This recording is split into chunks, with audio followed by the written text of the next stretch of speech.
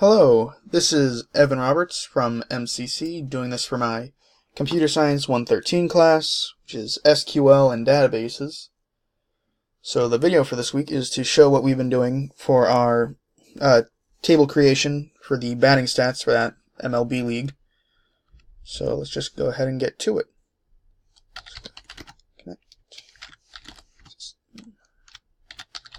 My password, which luckily isn't shown. So, what have I been up to? Sorry. Made a table, batting stats, aptly named, because it has a bunch of things in it, having to do batting statistics. Who would have guessed? Isn't it nice to have a name that's based off of what it is? So as you can see, it has team name, team, league, games, your at-bats, all that good stuff.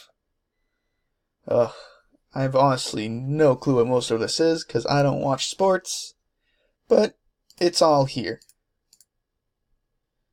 So much stuff. Anyway, let's go ahead and add a new constraint for at-bats, not null. Alright.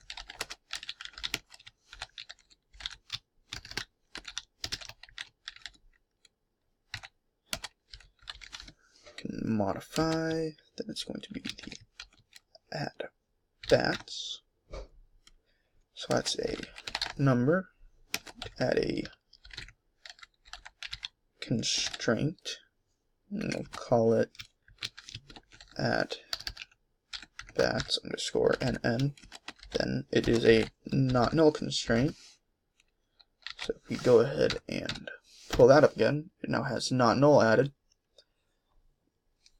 So I'm going to end up putting that on the rest of these as well, which is going to be fun. It's kind of sad that not null can't be applied to the whole table, so that'd make it a whole lot easier. But other than that, it is all going well so far. Have a bunch of numbers. Decimals are fun too. Characters.